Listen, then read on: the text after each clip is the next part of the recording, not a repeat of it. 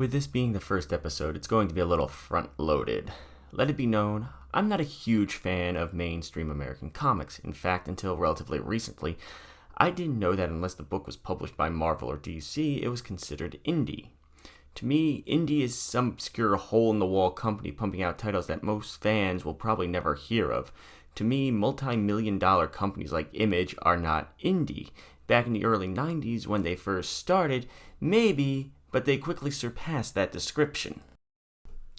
I am a manga man. When I hear the term American comics, like most people, I think superheroes. In my mind, I see the American comics as taking a medium and turning it into a genre. My first true experience with comic books was with manga. Before that, it was the Sunday paper comic strips or meeting up at a friend's house before we headed out somewhere, and I might see a comic book sitting somewhere in their room, and I only had enough time to flip through the pages and scan it briefly, not actually read it, coupled with the fact that I grew up in the middle of nowhere, and there were no comic book shops to speak of at the time, and the internet was still yet to become what it is today, or the fact that even if there was a comic book shop in the area, my parents would have never taken me or my brother to it, let alone be willing to shell out the cash for any of this stuff. I didn't get my hands on my first comic book until I was 14 at a chance outing at a Suncoast. Remember those? So I started thinking, there are more than enough people reviewing mainstream comics as they come out. What if I went back to some of the older stuff, the unknown stuff, to bring to you the stories that may have been forgotten, the stories maybe you never heard of, the stuff that may have fallen through the cracks, to see if the book was popular and has stood the test of time, or was it overhyped? Did it deserve better than what it got? I have a couple of rules for this show. 1. Anything I consider to be a mainstream comic must be at least 5 years back from current year. Indie titles, there will be no time limit. Why am I going to make a title that will probably have no promotion weight? 2. Books must be in trade paperback form unless they were initially a one-shot issue or other extenuating circumstance. I hate single monthly issue floppies. I don't get enough chunk of a story from them. So that leaves us where to start. So I figure I will start at the beginning with the first true comic I ever read. This is Mobile Suit Gundam, Blue Destiny. So what is Mobile Suit Gundam Blue Destiny? Mobile Suit Gundam Blue Destiny is a manga adaptation of the series of Sega Saturn games by How Manga Magazine. Released in Japan in 1997 and originally meant to adapt the entire series of games, the publisher folded and the adaptation was never completed. However, this didn't stop Mix Entertainment from picking up the title and translating it into English. Never heard of Mix Entertainment, you say? If you're a manga fan that was on the scene back in the early to late 2000s, you came across them just under a different name. That's right, Mix Entertainment was the forerunner of Tokyo Pop. In 1997, its founder, Stuart Levy, aka DJ Milky, and I'm not joking here, this is the man's actual pen name, and I just have to ask myself, why would you pick that? Decided to change the name to Tokyo Pop. The history of Tokyo Pop, in and of itself, is a whole other video. So, back on task. The manga was translated and released stateside on July 1st, 1999. If you look at the spine of the book, this is from the dark days of manga before Tokyo Pop started to introduce their 100% authentic manga line and stopped flipping the pages to a Western-style format. So, with the history lesson out of the way, let's get into the story.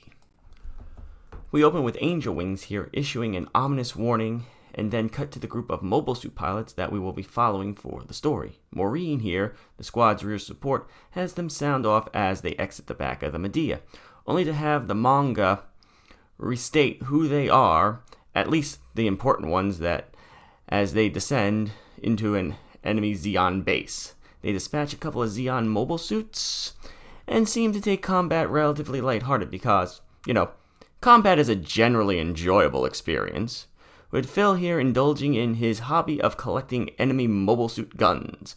Meanwhile, Sam here gets himself into a bit of a pickle and calls for help. It's so cute when your crack combat troops are useless.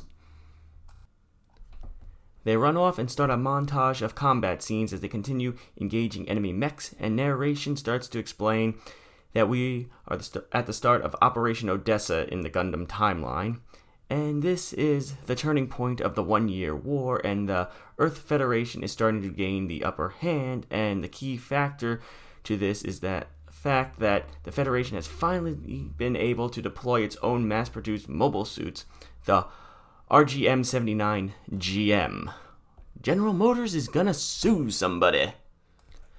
Quick aside, I have heard 2 pronunciations for the name of this mech, GM and Jim, and I just had to make the joke. I know that the earlier translations, they translated it as GM, and the newer ones is Jim. Apparently, from what I've heard in the lore, the Jim pronunciation is supposed to be a nickname, but in general, all the newer stuff just pronounces it as Jim.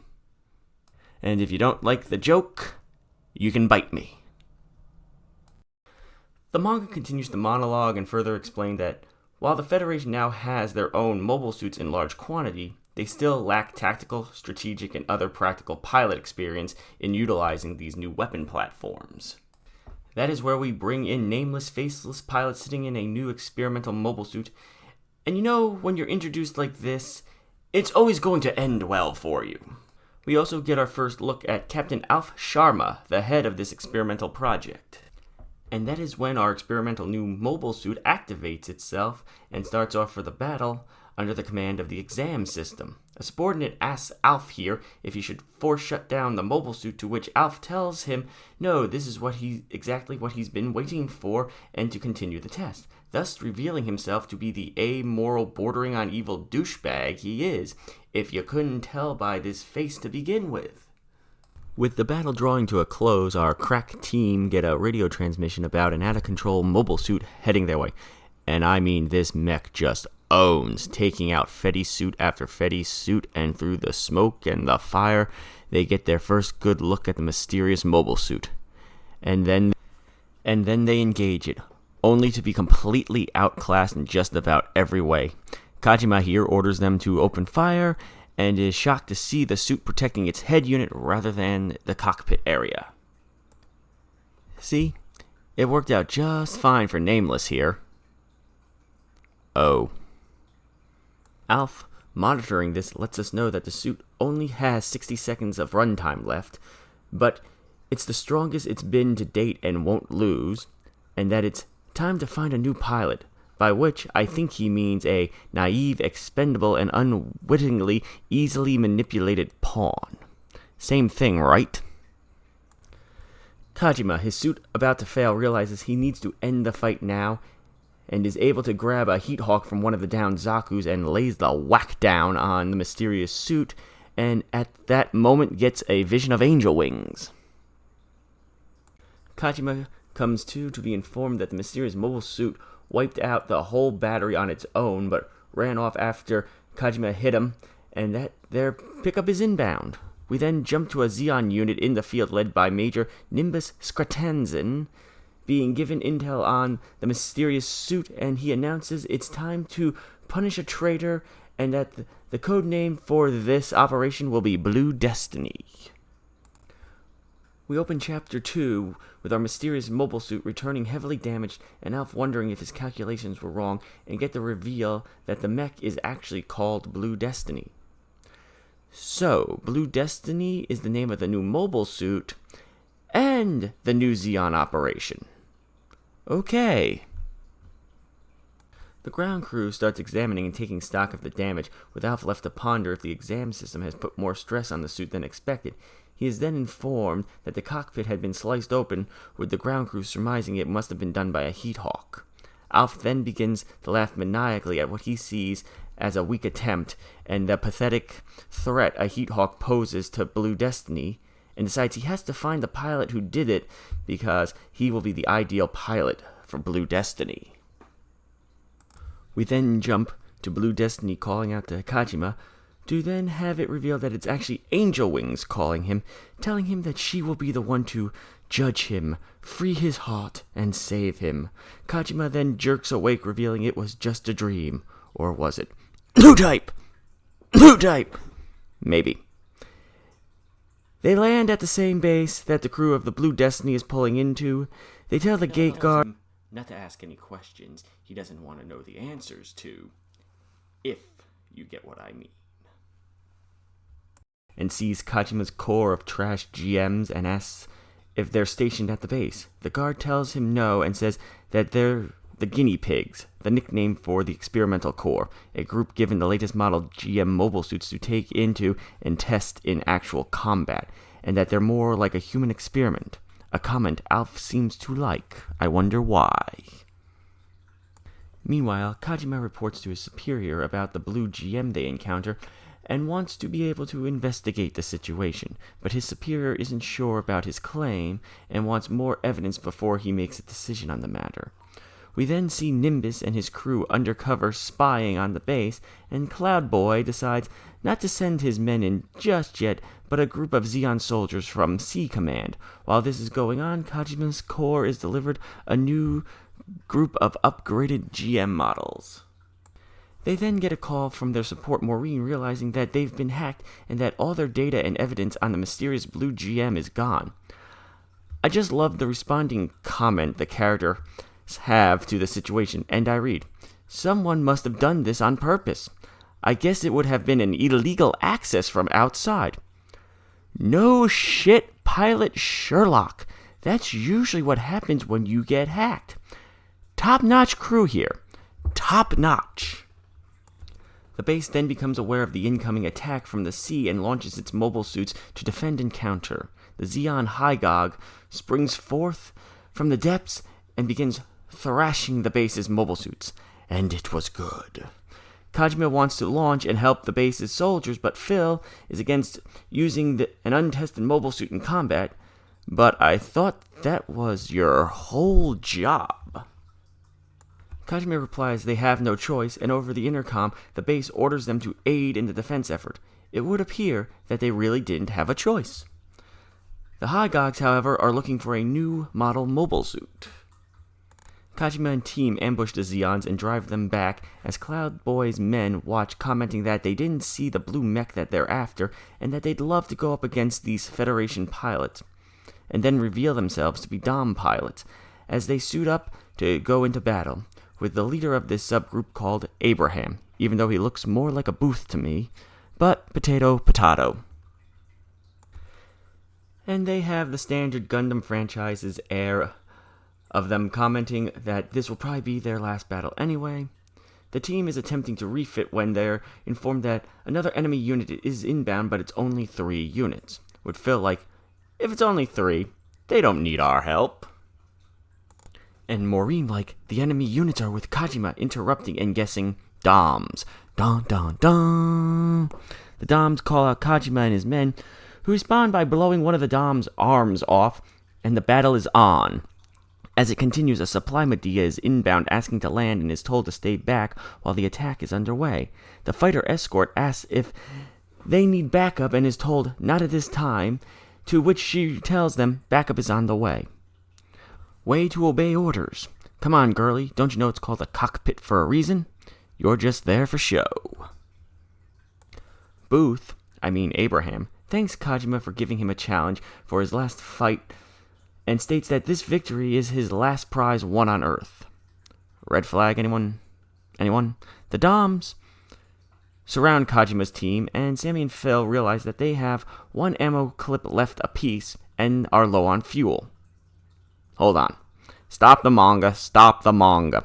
How are you low on fuel? In this era of Gundam, your mech is nuclear powered. You should be good for years. And it's a brand new reactor with a full charge. Anyway, moving on. About to be destroyed, Jet Girl swoops in and destroys 2 of the Doms, leaving Kajima to deal with Abraham. I'll get it right eventually. Or he'll die.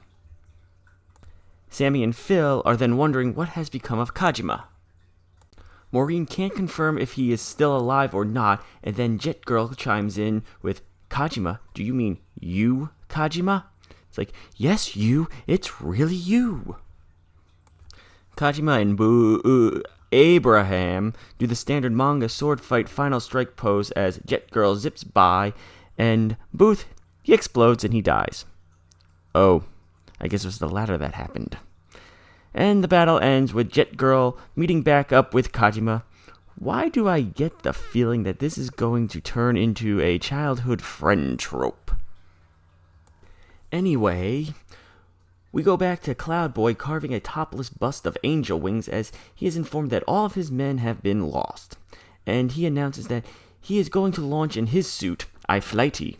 And we get the reveal that Angel Wings' actual name is Marion, and Cloud Boy is there to bring her other half back. We now flash back to Nimbus and his first introduction to the iFlighty suit and Angel Wings before she became Angel Wings, and that her mind is the one inside the exam system.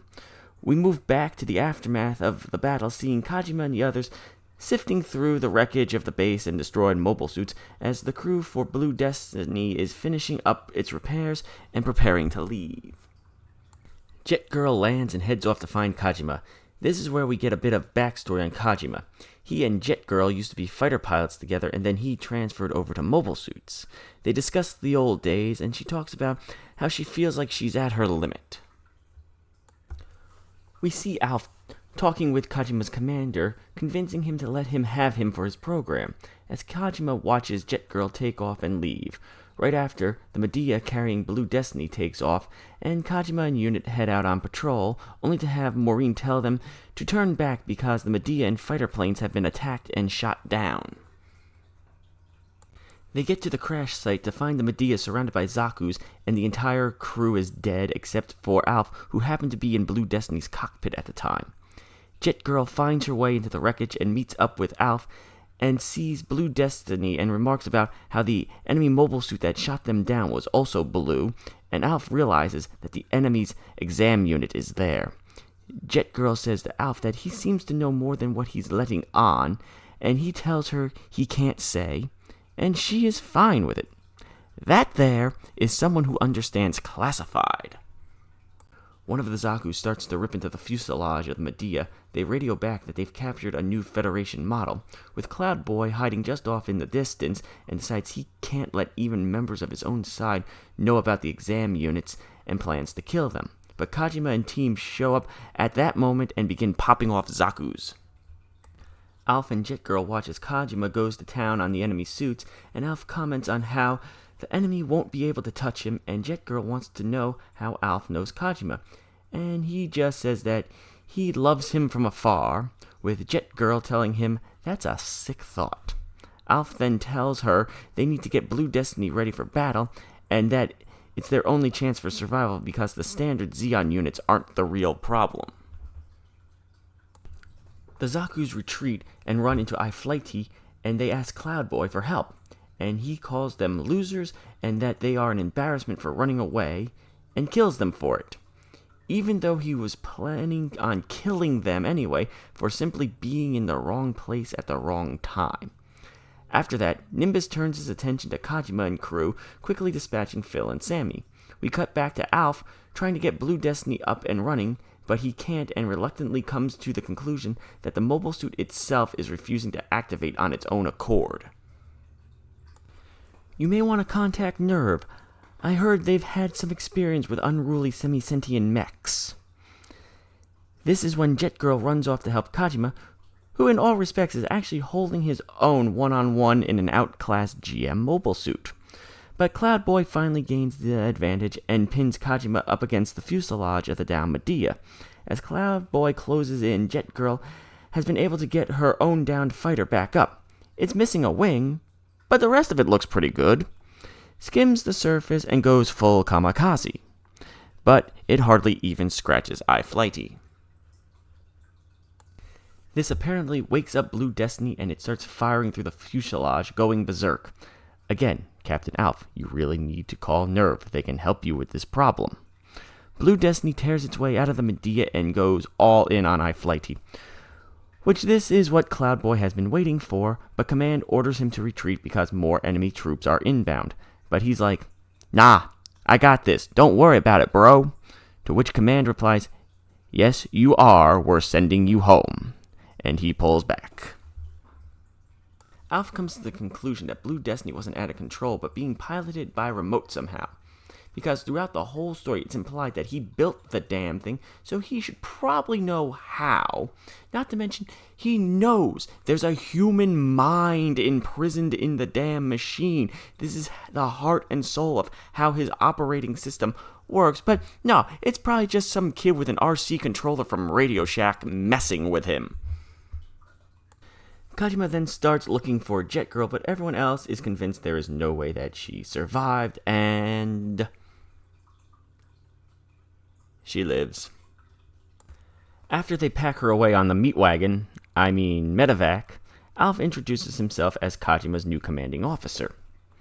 Kajima is now the pilot of Blue Destiny and is point on the Federation's attack on Zeon's California base, their last stronghold on Earth.